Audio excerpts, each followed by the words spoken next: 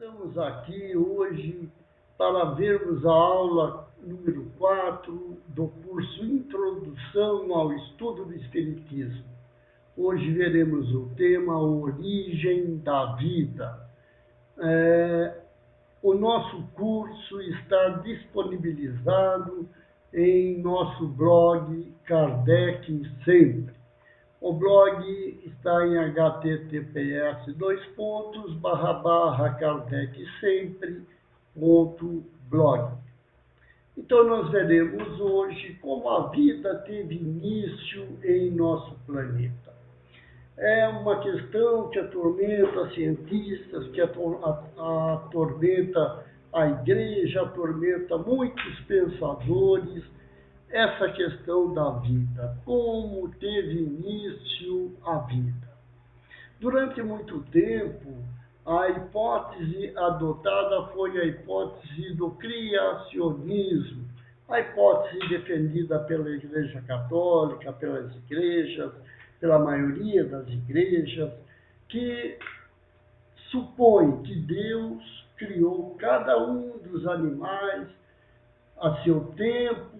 Deus criou o ser humano separadamente e hoje essa teoria não se sustenta, porque a ciência aceita plenamente e comprova que houve uma evolução de todos os seres vivos na Terra. Deus não criou o cavalo pronto. O cavalo surgiu da evolução de um ancestral que deixou de pertencer à espécie que pertencia para formar uma nova espécie. E assim, então, Deus não criou o cavalo pronto. O cavalo é consequência da evolução de seres vivos precedentes. Então, essa teoria fica totalmente descartada hoje em dia, frente ao que diz a ciência. Hoje nós sabemos que o ser humano, o corpo do ser humano, ele vem de uma evolução de um primata comum ao gorila, comum ao chimpanzé. Então, desse primata originou-se de um lado o chimpanzé, de outro lado originou-se o orangotango, o gorila, todos os macacos, e também desse ancestral comum teve origem aquela espécie que daria condições para o crescimento espiritual do ser humano. Então, essa teoria ficou plenamente descartada. A segunda teoria de Arrhenius supõe que a vida veio do espaço, a vida tem uma origem extraterrestre. É uma teoria que não se comprova, não é? E se a gente pensar, falar, não, a vida começou com um micro-organismo que veio num meteorito, isso, mas a gente sabe que ao entrar na atmosfera, qualquer corpo tem sua temperatura elevada a temperaturas muito altas demais, que torram muitas vezes os meteoritos, que os fazem explodir. Nenhum ser vivo sobreviveria em um meteorito. E se ele chegasse à Terra com impacto também, mesmo que caísse em um oceano, esse impacto destruiria qualquer ser vivo. Finalmente, nós temos a terceira hipótese, que a vida teve origem através da evolução química. É uma teoria de Oparin e Aldani, que já foi cientificamente repetida em laboratórios. Não é? Então, segundo a teoria de Oparin e Haldane, a vida originou a partir de moléculas orgânicas nos oceanos primitivos. Segundo os cientistas, os gases da atmosfera, durante milhões de anos, sofreram com a ação de descargas elétricas e de radiações. Isso fez com que as moléculas inorgânicas dessem origem às moléculas orgânicas, como as proteínas. Então, há milhões de anos atrás, existiam as moléculas inorgânicas, né, as moléculas minerais que a gente conhece, e existia uma atmosfera que na época era muito diferente da nossa, existia muita atividade vulcânica, existia muito enxofre na atmosfera, muito nitrogênio, e hidrogênio, oxigênio pouco naquela época ainda, e existia muitas descargas elétricas, muito raio e muitas radiações. Tudo isso atuou sobre as moléculas inorgânicas e originou moléculas orgânicas. Dá para imaginar que muita coisa foi criada naquela atmosfera diferente, uma atmosfera que recebia constantemente muita descarga elétrica, tinha uma série de radiações. Então, muita coisa foi criada e persistiu um composto orgânico, a proteína. Essa proteína era arrastado até o interior dos oceanos primitivos e elas agregavam e formavam os coacervados. Então, o que acontece? A molécula da proteína, ela é polarizada. Um lado dela é mais positivo, o outro lado é mais negativo. A molécula de água também tem um lado positivo e outro lado negativo. Isso proporciona atração da proteína, atrai as moléculas de água e formava uma camada de molécula de água ao redor daquela proteína.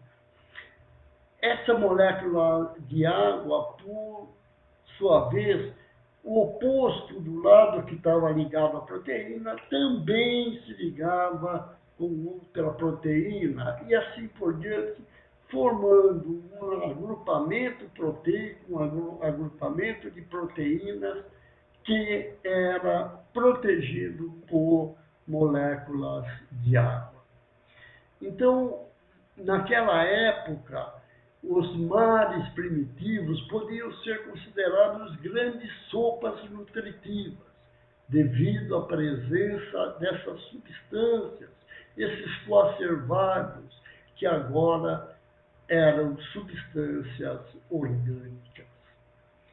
Vejamos aqui, ó, houve a formação com toda aquela situação atmosférica existente, com a temperatura propícia, houve a formação de molécula de proteína. Primeiro, pequenos aminoácidos, que são os pedaços da molécula de proteína. Depois, esses aminoácidos vão se unindo, formam uma cadeia de aminoácidos, e é essa cadeia que é chamada de proteína. Então, essa proteína atrai moléculas de água que formam uma camada ao redor da proteína. Essas moléculas de água ao redor da proteína, por sua vez, vão atrair outras moléculas de proteína. E no final forma-se um complexo de moléculas de proteína envoltas por moléculas de água. Então, aqui nós temos um resumo dessa teoria de Oparin, Haldane e Miller, em que a atmosfera rica em amônio, amônia, hidrogênio, água, dá origem aos aminoácidos e outros compostos orgânicos, principalmente os ácidos nucleicos. E essas proteínas e esses ácidos nucleicos formam o coacervado. O coacervado vai dar origem a moléculas primitivas, que vão dar origem a organismos primitivos, bactérias, algas unicelulares, depois fungos ainda pouco desenvolvidos. E esses organismos é que vão evoluindo e vão formar organismos mais complexos. Aí nós vamos chegar aos peixes, aos répteis, aos anfíbios, e numa escala evolucionista que nós vamos ver mais adiante. Então, nós temos aqui a origem da vida no resumo.